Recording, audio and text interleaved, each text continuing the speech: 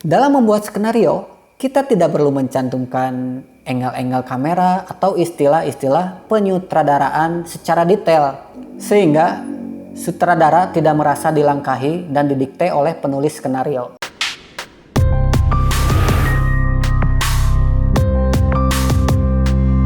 Hai, jumpa lagi dengan saya Iban Fau di konten Nyabu Nyeritain Buku.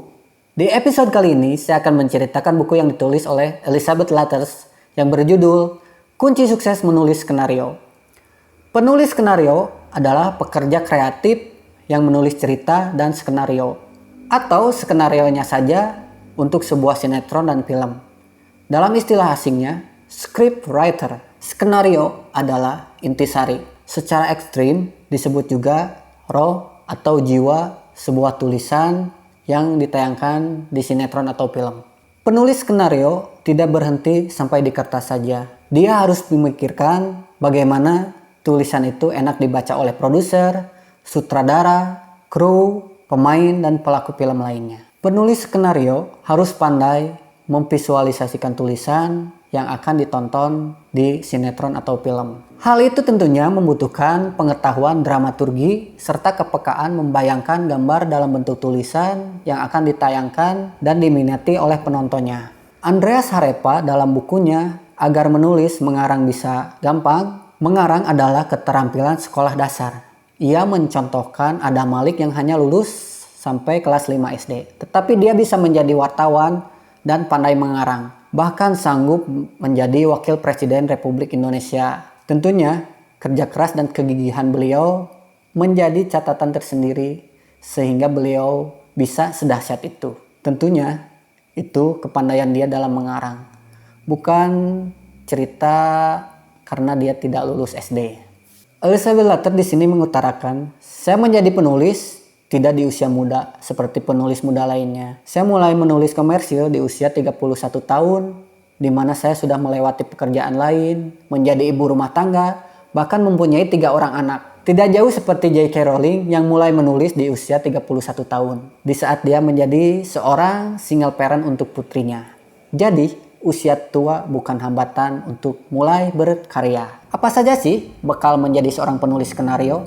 Tentunya harus ada dukungan dari diri sendiri. Kedua, minat. Ketiga, bakat. Nah, untuk minat ini, menulis skenario bisa menjadi alternatif pekerjaan yang menjanjikan dalam sisi finansial, sehingga kita bisa membangkitkan minat tersebut. Tentunya kita harus mencintai profesi ini sehingga kita mempunyai motivasi untuk bangkit menjadi penulis skenario yang profesional dan hebat. Kedua, bakat. Bakat bisa ada dari keturunan atau dari alam tanpa faktor sebuah keturunan. Jadi bagaimana kalau misalkan kita tidak mempunyai bakat menulis dan tidak yakin kita itu mempunyai bakat dalam menulis skenario? Jangan berputus asa. Seperti kata Arswendo atau Wiloto bahwa mengarang itu gampang.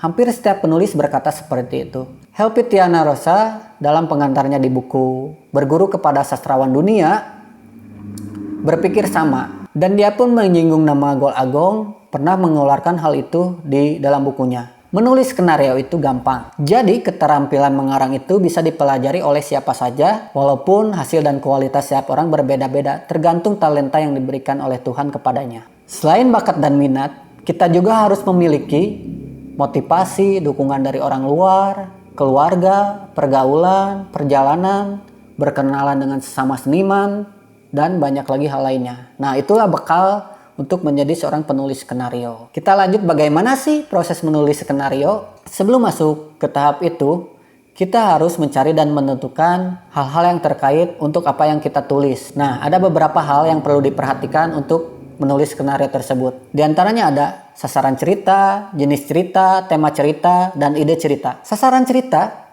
kita harus tahu cerita ini kita tujukan kepada siapa.